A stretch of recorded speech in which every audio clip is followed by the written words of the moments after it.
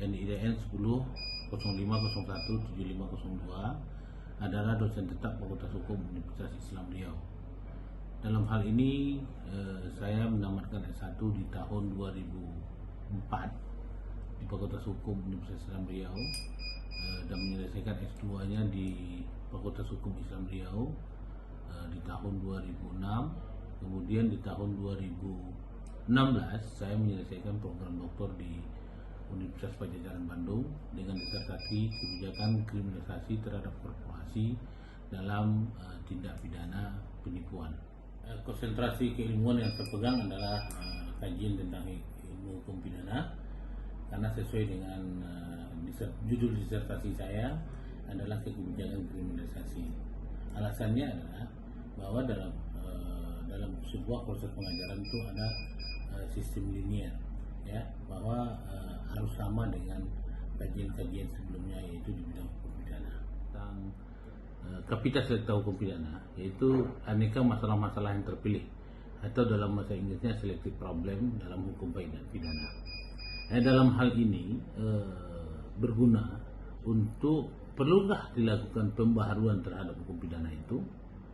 Saya mencontohkan dalam pasal 10 KUHP lama yang sekarang masih berlaku, yaitu KUHP nomor 1 tahun 46, bahwa pembagian hukuman pidana itu hanya terbagi dua, yaitu pidana pokok dan pidana tambahan. Sedangkan dalam undang-undang KUHP baru, yaitu undang-undang KUHP nomor 1 tahun 2023, telah dilakukan pembagian terhadap ancaman pidana tadi atau hukuman pidana tadi.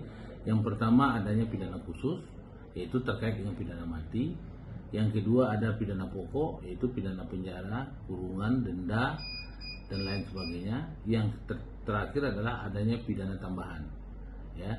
Nah, contoh dalam hal ini dalam pelaksanaan pidana mati, itu dalam pidana mati seorang terpidana harus menjalani minimal 10 tahun pidana penjara. Kalau dia tidak melakukan perubahan diri untuk kebaikan di dalam proses penahanan tersebut, maka baru bisa dilakukan eksekusi terhadap pidana mati tersebut. Dan Kapita Selekta Hukum Pidana ini adalah mengajak mahasiswa untuk lebih memahami hukum pidana positif, ya, hukum pidana positif yang terdapat di dalam KUHP.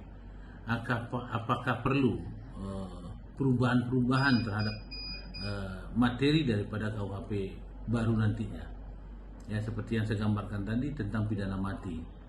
Pidana mati di dalam KUHP lama itu tidak perlu dilakukan penahanan begitu lama, tapi dalam KUHP baru perubahan diberikan jangka waktu eksekusi hanya boleh dilakukan setelah terpidana menjalani 10 tahun penjara. Ini suatu perbedaan yang signifikan menurut saya seperti itu. Atau juga dalam pelaksanaan pidana denda, ya, pidana denda bertahap.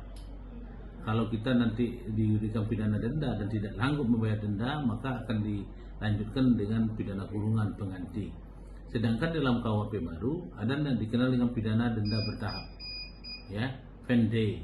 Jadi setiap narapidana boleh melakukan cicilan terhadap pidana dia tersebut apabila dia tidak sanggup untuk membayar denda tadi. Apakah dalam 1 minggu itu hanya 2 hari atau 3 hari.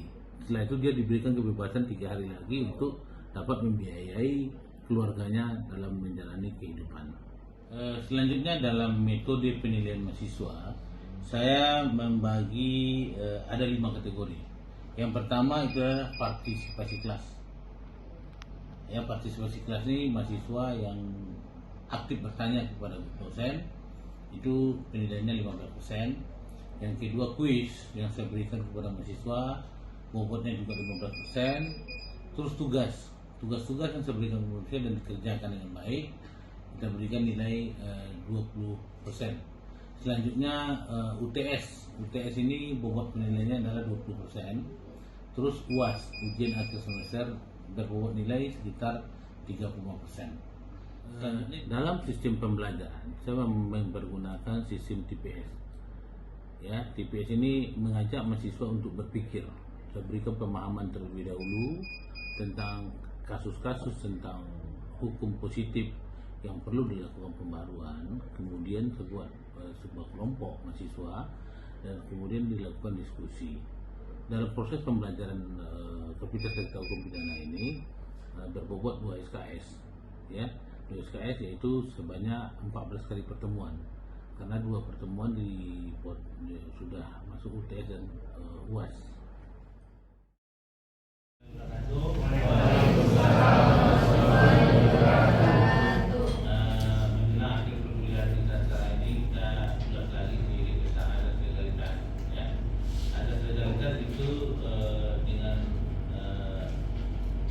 Dengan bahasa Romawinya adalah belum itu undang-undang berbeda sekali.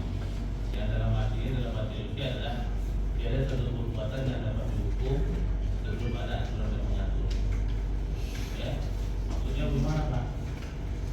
Bahwa sebelum ditentukan perbuatan itu perbuatan pidana dalam pidana, bahwa perbuatan itu tidak bisa dipidana, dijatuhkan hukuman terhadap pelaku yang melakukan perbuatan tersebut. Contohnya apa? Contohnya di dalam KUHP kita ada namanya perbuatan zina, yang dijelaskan kemarin, perbuatan zina.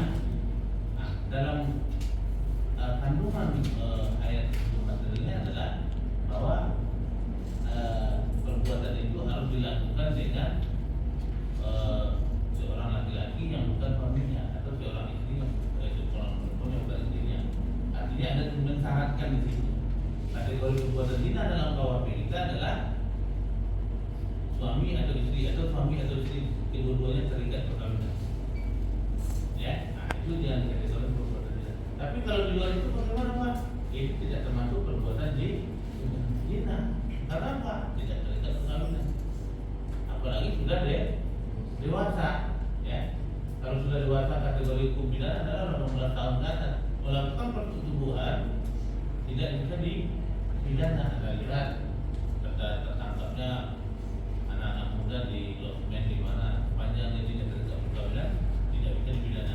Hanya tidak ada oleh petugas kepolisian atau Berlaku di Januari 2026 yang disahkan oleh menjadi Undang-Undang Nomor 1 2023. Nah, pergeseran azas legalitas tadi, ya kan, bahwa di dalam kategori zina nanti di dalam Undang-Undang Nomor 1 2023 bahwa tidak mensyaratkan lagi salah satu terikat perkawinan sepanjang dia melakukan persetubuhan dia dapat dikategorikan zina. Siapa yang boleh melapor? Orang tua, kakak, adik. Kalau dulu masuk kepala desa tidak boleh lagi karena nanti politis ada kepentingan diduitkanlah kata kepala desa. Nah, ini menjadi masalah lagi, akan dihapuskan lagi dalam perancangan itu. Gitu. Jadi besok ada remaja-remaja yang tinggal common law atau tinggal satu rumah itu sudah bisa dipidanakan. Orang tua yang melapor atau kakaknya atau adiknya melapor, sudah bisa. Nah, seperti itu ya.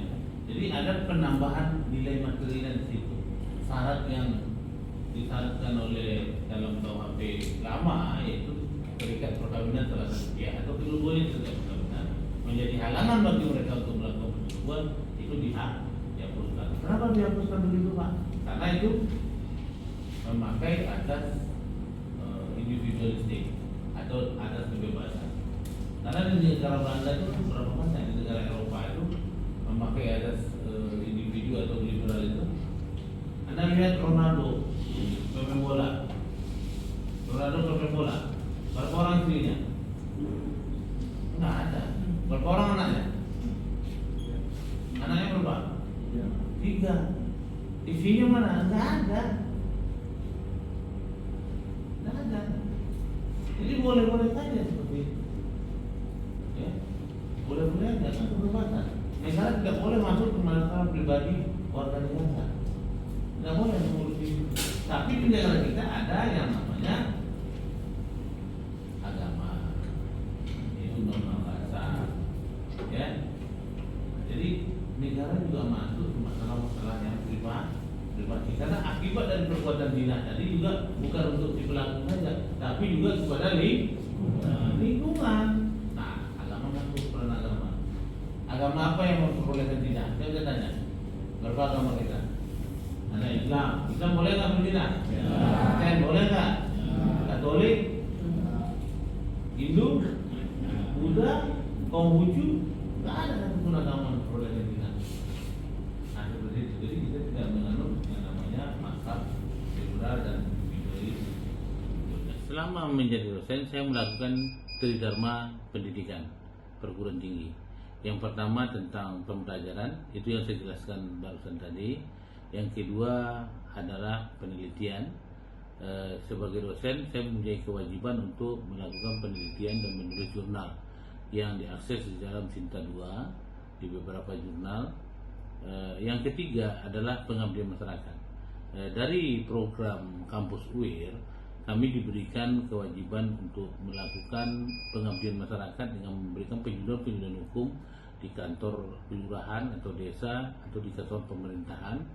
Di samping itu juga saya memberikan bantuan-bantuan hukum terhadap orang-orang yang membutuhkan penyelesaian masalah hukum secara bijak dan agar mendapatkan kepastian hukum. Demikianlah penjabaran tridharma pendidikan yang saya lakukan di Fakultas Hukum Universitas Islam Riau. Saya tutup dengan mengucapkan wabillahi taufiq wal hidayah. Wassalamualaikum warahmatullahi wabarakatuh.